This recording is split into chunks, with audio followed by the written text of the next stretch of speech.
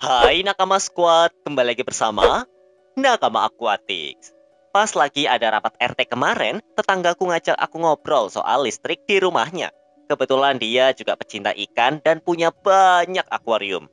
Karena hobinya sama, jadinya emang kita berdua sering ngobrol soal dunia perikanan dan sekitarnya. Dia ngeluh, katanya tagihan listriknya jadi membengkak karena tanknya kebanyakan. Karena setiap tanknya dilengkapi lampu dan power head. Bapak ini sendiri punya sekitar 7 akuarium yang isinya ikan berbagai macam jenis, mulai dari koki sampai arwana. Karena hobinya terlalu dia dalami, akhirnya nggak kerasa koleksi tanknya makin banyak. Kayaknya kejadian kayak gini pernah kamu rasain kan? Nggak kerasa punya satu tank, 2 bulan kemudian jadi 5 tank. Si bapak tetanggaku ini nanya, kira-kira kenapa ya bisa sampai boros banget listriknya? Apakah ada komponen akuarium yang menyita banyak tenaga listrik dan jadinya bikin tagihannya bengkak? Dia juga nanya, gimana ya cara biar bisa bikin hemat? Yuk simak video ini sampai habis ya. Kenapa listrik boros saat pelihara ikan? Habis pulang dari rapat RT dan ngobrol sama tetanggaku, aku langsung minta list peralatan akuarium apa aja yang dia pakai beserta mereknya. Dia langsung gercep ngasih list soal power head dan lampu yang dia pakai beserta mereknya. Karena penasaran, aku langsung nyari detailnya barang-barang tersebut dan benar saja beberapa barang emang butuh daya listrik besar untuk beroperasi. Contoh paling nyata adalah power head, lampu, dan heater. Tetanggaku mungkin sama sekali nggak ngeliat seberapa besar daya listrik yang dibutuhkan alat tersebut buat beroperasi. Aku yakin banyak dari kamu yang mungkin juga kayak gitu. Karena keperluan kamu buat nyari barang kayak lampu dan power head pasti dari daya serap airnya atau ukuran lampu beserta warnanya. Padahal, alat-alat tersebut punya daya listrik yang relatif berbeda-beda, tergantung brand yang merilisnya. Brand A bisa merilis power head dengan daya serap 1.200 liter per jam dengan listrik 18 watt. Brand B yang punya power head dengan daya 20 watt tapi kemampuan saring airnya bisa 2.100 liter per jam. Kalau dihitung secara angka, jelas brand yang kedua lebih besar. Tapi kalau dilihat dari segi efisiensi, brand B lebih efisien karena dengan hanya 20 watt, alatnya bisa menyaring 2 kali lipat dari alat brand A. Di sisi lain, ada brand C yang punya power head dengan daya saring 1.200 liter per jam. Tapi wattnya cuma 15 watt. Artinya setiap brand punya kelebihan sendiri, dan kalau kamu mau cari sebuah cara efisien untuk menghemat dan mencari alat yang tepat buat tankmu, ya caranya dengan teliti melihat keterangan di deskripsi kotak atau laman penjual di toko online. Cari alat dengan watt serendah mungkin, karena supaya bisa berjalan dengan efisien. Akhirnya, kamu bisa menghemat listrik. Sebenarnya menghitung daya listrik biar kamu bisa menghindari keborosan itu nggak sulit. Misal, kamu punya akuarium yang disertai power head berdaya 18 watt. Kalau power head ini nggak mati-mati dan nyala konstan selama 24 jam, ya dihitung aja 18 watt kali 24 jam. Berarti 432 watt. Kalau kamu punya 5 akuarium kayak si tetanggaku dengan power head berukuran sama, jadinya dalam sehari listrik yang kamu habiskan adalah 2.160 watt. Hanya dari akuarium saja. Kalau ada lampu ya tinggal ditambah. Misal, lampumu berdaya 5 watt. Kalau ada 5 ya jadinya 25 watt. Dan 25 watt dikali 12 jam artinya 300 watt. Karena kalau malam lampu biasanya mati. Jadi kalau kamu punya akuarium bersetting lengkap beserta lampunya sebanyak 5 buah, kamu butuh 2.460 watt per harinya.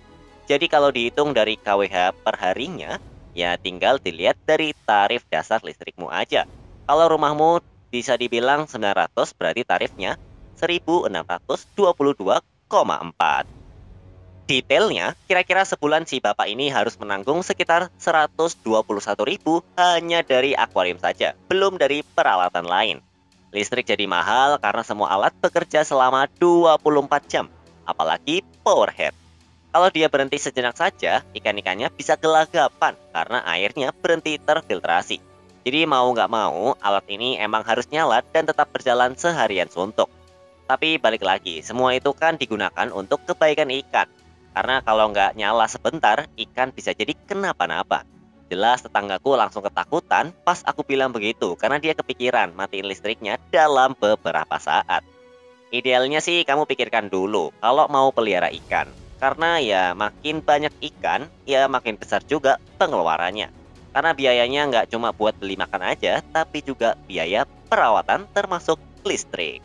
Tips agar bisa lebih hemat.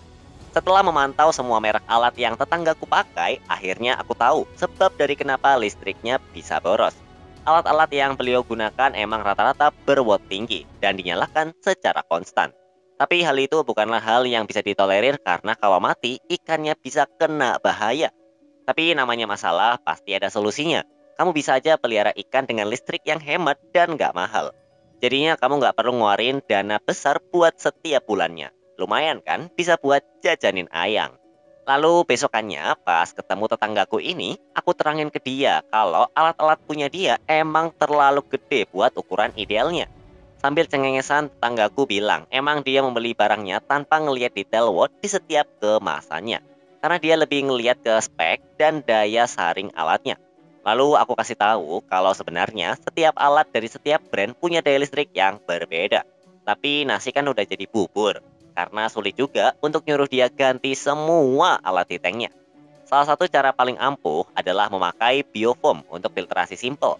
Biofoam jelas memakai daya yang kecil karena komponen penggeraknya hanya aerator. Praktek ini sering dipakai oleh para pecinta gapi atau mungkin cana juga, di mana biofoamnya bisa bermacam-macam isi. Ada yang cuma kapas doang, tapi ada juga yang disertai media filter.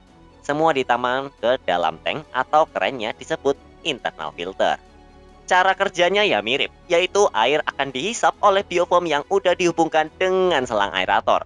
Praktek ini cara kerjanya sama kayak kamu pas nguras pakai selang yang disedot. Dari situ kotoran akan terbawa ke dalam biofoam dan airnya lalu keluar menjadi gelembung air yang mancurnya ke atas. Selain jadi filtrasi, biofoam juga bisa berguna sebagai aerator. Biasanya biofoam ini bisa dipakai untuk beberapa akuarium karena satu power head bisa dipasangkan pipa penghubung yang akan mengalirkan oksigen ke beberapa tank tersebut. Beberapa keepers koki juga udah ada yang pakai filtrasi ini, namun tetap kamu harus cari biofoam yang pas dengan ukuran tankmu dan isi ikannya. Kalau cana, gapi, oscar, aligator, ya aman aja pakai ini. Tapi kalau kamu pelihara arwana, pibas, atau mungkin ikan-ikan merepotkan lainnya, cara yang paling jitu adalah memilih alat yang berwatt rendah. Karena biofoam nggak mampu memberi arus buat ikanmu. Sedangkan pibas dan arwana terkadang suka sulit dikasih arus dikit. Memilih ikan yang hemat listrik. Tetanggaku akhirnya mutusin buat mengurangi anak asuhnya dengan ngurangin beberapa koleksinya biar nggak mahal pas bayar listrik. Karena spesies ikan juga berpengaruh besar sama biaya listrik. Karena beberapa ikan bisa dipelihara tanpa harus pakai sistem filtrasi yang butuh power head berwatt gede. Alasan dia terpaksa ngurangi koleksi juga karena dimarahin sama ibu negara. Emang namanya hobi kalau udah jadi bapak-bapak dan punya tanggungan lain, kata kompromi emang harus ditegakkan. Soalnya istrinya pas ngeliat tagihan listrik tiap bulan langsung keheranan. Ternyata ya karena ikan. Dia terpaksa menghibahkan beberapa ekor ikan koki dan arwananya ke kerabat dekat. Jadi sisa 2 ikan sekarang, arwana silver dan peacock bass. Karena tank yang tadinya 5 sekarang ditinggal penghuninya. Jadi ada 3 yang kosong, dasar bandel. Dia masih pengen pelihara ikan. Tapi yang bisa di-keep tetap tanpa power head gede. Ya udah, aku kasih beberapa rekomendasi. Salah satu yang paling aku racunin adalah cana. Cana udah terkenal sebagai ikan yang tahan banting yang bisa hidup tanpa filtrasi yang ribet. Banyak penghobi cana memakai satu aerator 2 lubang untuk 3-4 tank. Yang semuanya bisa dengan baik terfiltrasi airnya. Jadi bisa semuanya bening. Selain modal awalnya sebagai ikan bandel, cana juga punya banyak jenis, mulai dari yang besar sampai yang nggak bisa gede. Pas aku kasih lihat beberapa jenis cana, dia langsung kesenengan. Dia paling kesemsem sama cana stewarti, karena warnanya biru dan dotnya banyak. Terus aku kasih juga ikan baik dan kecil kayak dwarf gurame, cupang, dan gapi. Dwarf gurame sangat cocok kalau misalkan di-keep di tank kecil bareng cupang dan gapi. Warnanya juga macam-macam karena ada yang biru, merah, dan kuning. Mereka juga tipe sama cana yang bisa ambil nafas keluar permukaan air. Jadi dia nggak perlu sistem filtrasi yang ribet pula. Aerator plus biofoam udah cukup. Yang penting airnya jernih. Kelebihan dua ikan di atas juga makannya nggak terlalu rakus. Cana walau dikenal sebagai ikan predator, tapi porsi makannya bisa diatur. Terus dia juga bisa nolak makan kalau udah kenyang.